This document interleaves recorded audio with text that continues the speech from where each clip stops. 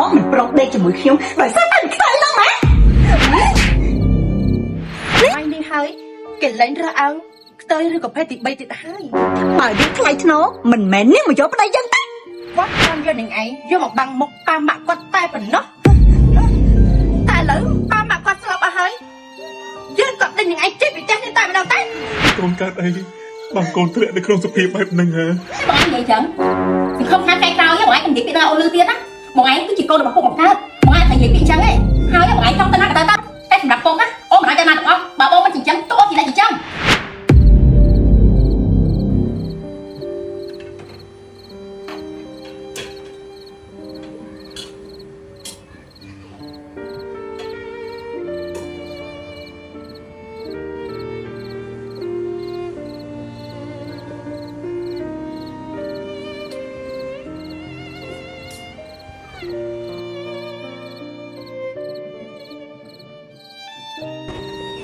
ពុកធ្វើអីហ្នឹង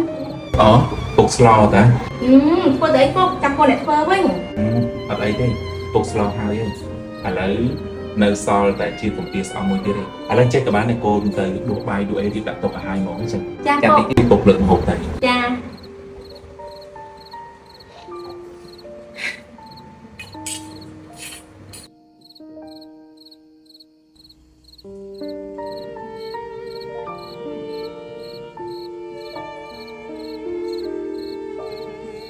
ពុកអរខ្ញុំសុំទោសដែលកាលពីមុនខ្ញុំធ្វើមិនល្អចំពោះពុកហេតុអីក៏ខ្ញុំអាក្រក់ម្ល៉េះ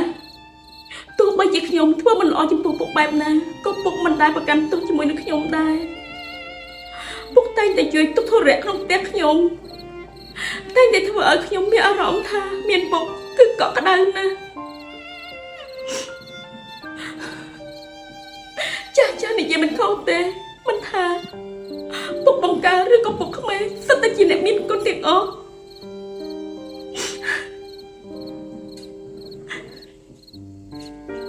ពុកឲ្យខ្ញុំសុំទោស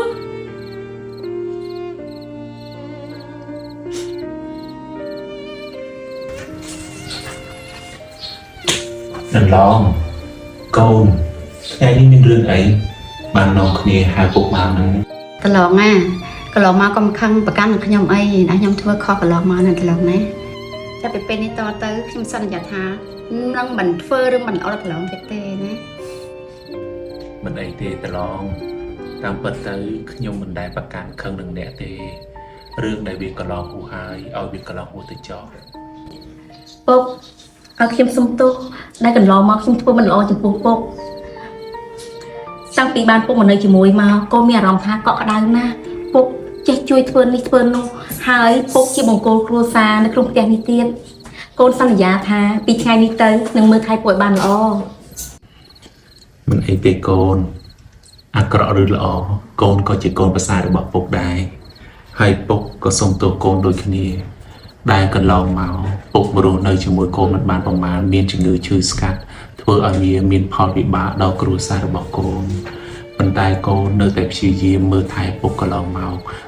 រឿងដែលវាកន្លងហួសហើយឲ្យវាកន្លងហួសទៅចោលមិនចាំបាច់រំលឹកវាមកធ្វើអីទៀតទេកូនកន្លងក៏ដូចគ្នាពីពេលនេះទៅយើងនឹងរស់នៅជាមួយនឹងកូនមើលថែចៅរបស់យើងឲ្យគេធំធាត់ឲ្យគេរៀនពូកែណាកន្លងណាចាពុក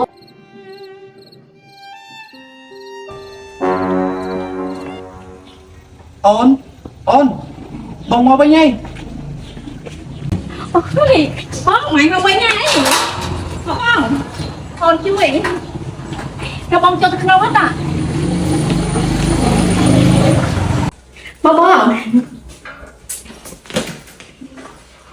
ពុកអើយពុកអ្នកប្តីខ្ញុំត្រឡប់មកវិញហើយពុកទៅសិនបង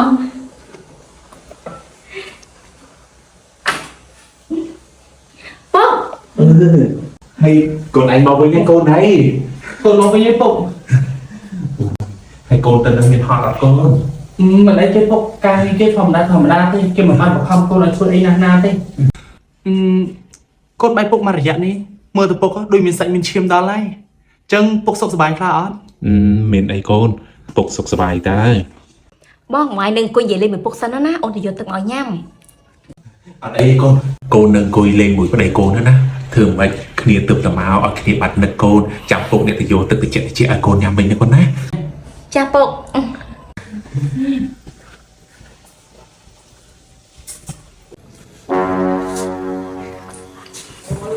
អូនណាឥឡូវមើលពុកដូចជាមានសាច់ឈាមស្រស់ថ្លាហើយដូចឡើងសាច់ខ្លាំងជាងមុនណាហើយជំងឺគាត់ដូចអត់មានឃើញឈឺទៀតសោះឥឡូវ បងពុកឥឡូវណាមានសាច់មានឈាមស្រស់ថ្លាហើយសូម្បីតែជំងឺក៏ជាអស់ដែរ បជាល្អណាស់អញ្ចឹងបងគាត់ថាពីគួរដល់ពេលហ្នឹង ដល់ពេលអីអូនអត់យល់ពីបងឯងនិយាយទេនេះ ហេតុអីក៏អូនឆាប់ភ្លេចម្លេះបងគ្រាន់តែតាមខែតែប្រហែលខែសោះហ្នឹងពីមុនបងធ្លាប់និយាយថាបើសិនជាអូនមើលថែគាត់បានដិតដល់មានសាច់មានឈាមហើយយកគាត់ទៅដាក់នៅមណ្ឌលតាជរានោះអី បង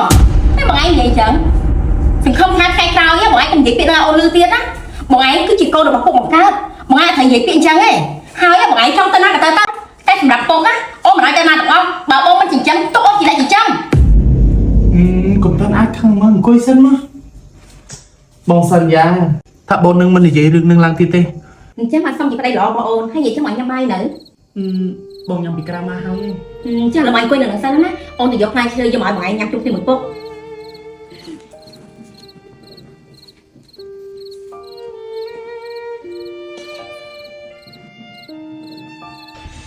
ពុក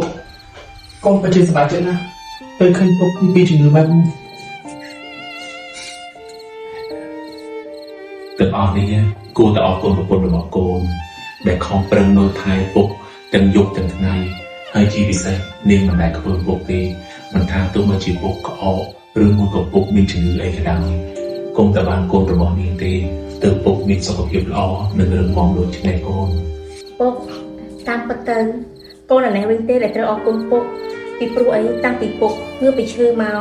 ពុកជួយទុកធុរៈក្នុងផ្ទះកូនច្រើនណាស់មិនថាការងារផ្ទះឬក៏មើលកូន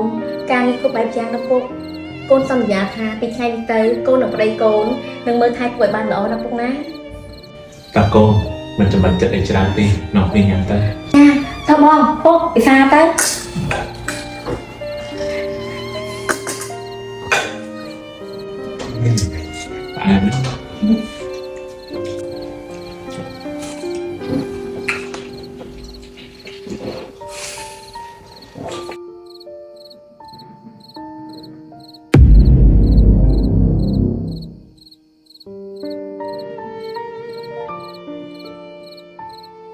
ធីតាកូន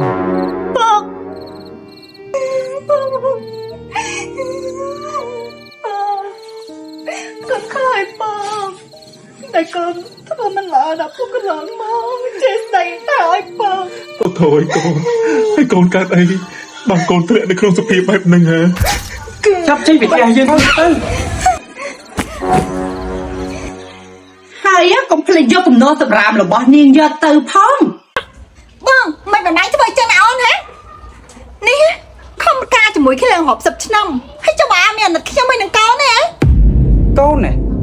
កូនដែលកើតមកពីការដាក់ថ្នាំទាំងដែលយើងមិនបានតាំងចិត្តហ្នឹងឯង អូបងមិនប្រុសដេកជាមួយខ្ញុំដោយសារតែខ្លាំងហ្នឹងហ៎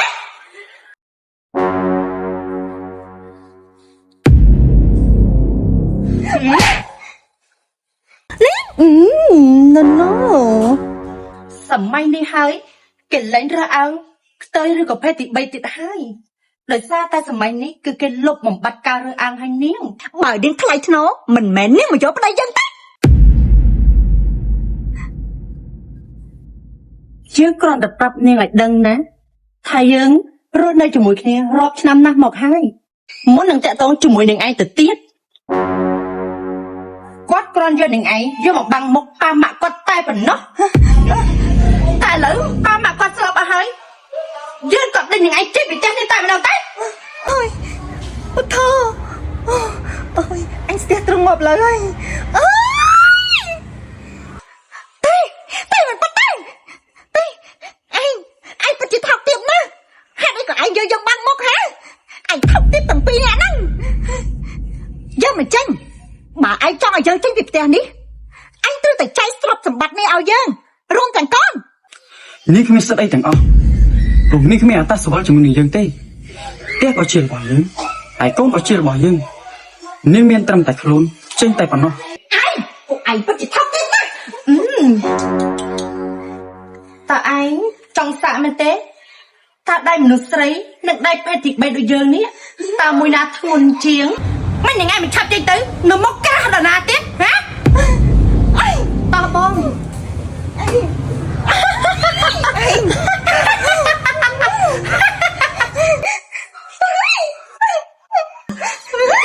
ប្តីកូនវាមានស្រីវាវាយធ្វើបាបកូនហើយវាដេញកូនចេញពីផ្ទះសូម្បីតែកូនប្រុសរបស់កូនក៏វាយកទៅដែរបង ធូរឲ្យកូន កូនសំតើបងកូនសំតើ មិនអីទេកូនមិនអីទេ ដែលកន្លងមកដែលកូនបានធ្វើដាក់ពុកមិនល្អដេញពុកចេញពីផ្ទះឥឡូវកូនបានខុសហើយបង មិនអីទេណាកូនណាពុកលើកលែងទោសឲ្យកូនទោះយ៉ាងណាក៏កូននៅតែជាកូនស្រីរបស់ពុកណាកូន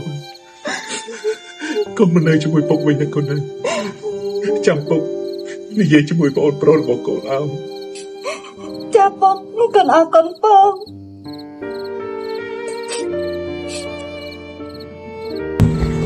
ពុកហៅពួកកូនមកមានការអីមែន មែនហើយអ្នកអន្លងហើយខ្ញុំនិងកូនមកនោះមានការអីមែន តាមពិតទៅថ្ងៃនេះខ្ញុំហៅកូនហើយនឹងដន្លងមកគឺខ្ញុំមានរឿងចង់ប្រាប់ រឿងល្អឬក៏រឿងអាក្រក់ពុក បើថាជារឿងអាក្រក់ក៏ថាបានបើថាជារឿងល្អក៏ថាបានដោយសារតែរឿងនេះហើយទើបធ្វើឲ្យពុកបានជួបរឿងជាច្រើនហើយឆ្លងរាល់ឧបសគ្គទាំងអស់ប៉ុន្តែយើងក៏អាចចាត់ទុកថាវាគ្រោះខ្លាចទៅជាលៀបក៏ថាបានទេកូនកាលពិតទៅកូននៅចាំទេកាលពីមួយរយៈមុនដែលពុកបានលក់ផ្ទះហើយពុកបាននិយាយថាលុយ 50% ទៀតនោះត្រូវបានចោលកុសផ្ទះលួចយកបាត់ទៅអស់នោះ អូខ្ញុំចាំឲ្យពុកអារឿងកាលពីពុកលក់ផ្ទះឲ្យត្រូវគេកប់ផ្ទះរបស់ពុកនឹងមែន តាមពិតទៅលុយនឹងគឺវាមានបាត់ទៅណាទេហើយក៏គ្មានរឿងចោលកប់ផ្ទះអីដែរពុកគឺជាអ្នកបណ្ឌិតរឿងនេះតែឯងតែប៉ុណ្ណោះដោយសារតែពុកចង់សាកចិត្តកូនទាំងអស់គ្នាថាកូនទាំងអស់គ្នានេះពេលដែលពុកគ្មានលុយតើកូនព្រមចិញ្ចឹមនិងមើលថែពុកដូចអ្វីដែលកូនធ្លាប់សន្យាជាមួយនឹងពុកកាលពីក្មេងដែរឬអត់ប៉ុន្តែពុកក៏បានឃើញហើយថាកូនរបស់ពុកនាងមិនបានដូចសន្យាដែលកូនធ្លាប់និយាយទេពីរឿងនោះក៏ពុកបានឃើញពីទង្វើរបស់កូនប្រសាររបស់ពុកថានាងក៏ចិត្តមិនបានចង់បានទៅទ្រព្យសម្បត្តិរបស់ពុកប៉ុន្តែមួយរយៈក្រោយនាងក៏បានកែប្រែខ្លួនឯងយល់ពីទុក្ខធរៈរបស់ពុកចេះមើលថែពុកផ្ដល់សេចក្តីសុខឲ្យពុកទើបពុកដឹងថាមួយជីវិតពុកនេះពុកលែងចង់បានអ្វីទៀតហើយសំខាន់ឃើញកូនទាំងអស់គ្នាជួបជុំគ្នានឹងមានក្តីសុខអ្នកដន្លងពីមុនមកអ្នកក៏ធ្លាប់ធ្វើរឿងមិនល្អជាមួយខ្ញុំជាច្រើនប៉ុន្តែខ្ញុំនៅតែមិនប្រកាន់ខឹងនិងព្រមអភ័យទោសឲ្យអ្នកជានិច្ចដោយសារតែមួយរយៈក្រោយនេះអ្នកក៏បានមើលថែនិងយកចិត្តទុកដាក់ខ្ញុំរហូតមកពេលដែលមួយរយៈដែលកូនរបស់ខ្ញុំគេរវល់មិនមានអ្នកណាមើលថែខ្ញុំក៏អរគុណអ្នកដែលអ្នកតែងតែយកទុកធរៈទឹកក្តៅទឹកត្រជាក់ខ្ញុំកន្លងមក កូនណាសូមអរគុណពុកដែលពុកក៏បានអត់ទោសដល់កូនមិនថាកូនបានធ្វើអ្វីខុសចំពោះពុកក៏ដោយកូនណាពិតជាអរគុណពុកខ្លាំងណាស់ហើយរឿងមិនល្អដែលកូនបានធ្វើចំពោះពុកកន្លងមកឥឡូវគឺកម្មពីអត់ទាំងនឹងវាបានតបស្នងមកលើកូនហើយកូនណាពិតជាអរគុណដល់ពុកដែលពុកបានអត់ទោសដល់រូបកូនហើយនៅតែស្រឡាញ់កូនដដែលកូនណាសន្យាថាកូននឹងនៅមើលថែពុកនៅជាមួយពុកជារៀងរហូតកូនណានឹងកាយខ្លួនកូននឹងមិនធ្វើខ្លួនមិនល្អដូចមុនទៀតទេ ធីតាកូនមិនអីទេព្រោះថាពុកក៏លែងប្រកាន់នឹងកូនស្រីរបស់ពុកហើយជាពិសេសកូនស្រីរបស់ពុកក៏បានកែប្រែខ្លួនឯងធ្វើជាកូនស្រីដ៏ល្អរបស់ពុកពីមុនត្រឡប់មកវិញ ពុកឲ្យកូនសុំទោសពុកផងដែលកន្លងមកកូនធ្វើមិនល្អចំពោះពុក ប៉ុន្តែពុកឲ្យពុកកូននេះសុំទោសផងដែលពុកកូនធ្វើមិនល្អចំពោះពុក មិនអីទេកូនព្រោះថាមួយរយៈក្រោយនេះ គឺកូនមើលថែទាំពុកបានល្អខ្លាំងណាស់ហើយពុកពិតជាសប្បាយចិត្តដែលមានកូនជាកូនប្រសាររបស់ពុកតែងតែមើលថែទាំពុករហូតមកមិនថាពុកមានជំងឺឈឺស្កាត់មិនក៏ដោយកូនមិនដែលខ្ពើមពុកកូនតែងតែបញ្ចុកបាយបញ្ចុកនំនៃចំណីដល់ពុកជានិច្ចពុកមានតែជូនពរឲ្យពួកកូននឹងសុខសប្បាយនិងរីកចម្រើនរហូតទៅណា ខ្ញុំក៏សូមអភ័យទោសពីអ្នកអន្លងដែរតែកន្លងមកខ្ញុំគិតមិនល្អលើអ្នកអន្លងហើយក៏សូមអរគុណអ្នកដែរដែលអ្នកតែងតែលើកលែងនិងអភ័យទោសដល់ខ្ញុំរហូតមក កូនទាំងអស់គ្នាចំណែកឲ្យលុយ 50% អញ្ចឹងលុយនោះមានន័យថាមិនបានបាត់ទេពុកអី គឺវាមិនបានបាត់ទៅណាទេគឺវានៅជាមួយនឹងពុកនេះឯង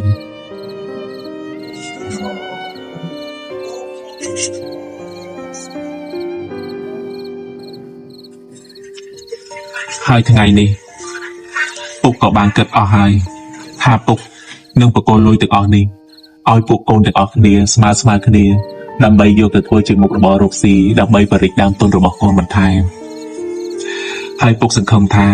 រឿងដែលមិនល្អដែលវាកន្លងហួសទៅនោះសូមឲ្យវាលាយសាប់សូន្យទៅអស់ចុះហើយសូមឲ្យជីវិតគ្រួសាររបស់យើងពេលនេះជួបតែភាពរីកចម្រើន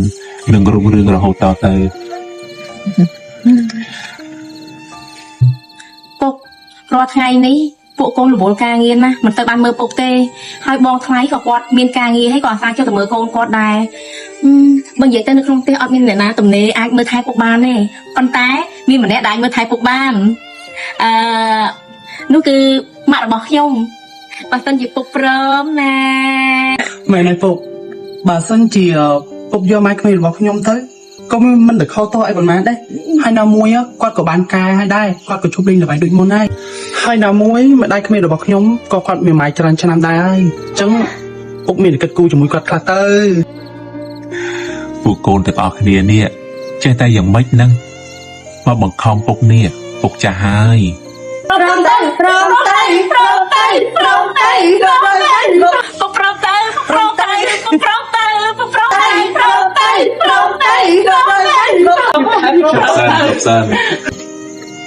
រឿងទាំងអស់នេះក៏ពុកមិនអាចសម្រេចចិត្តតែម្នាក់ឯងបានដែរលុះត្រាតែអ្នកដន្លងគេណែ ខ្ញុំព្រមអ្នកកន្លងខ្ញុំព្រម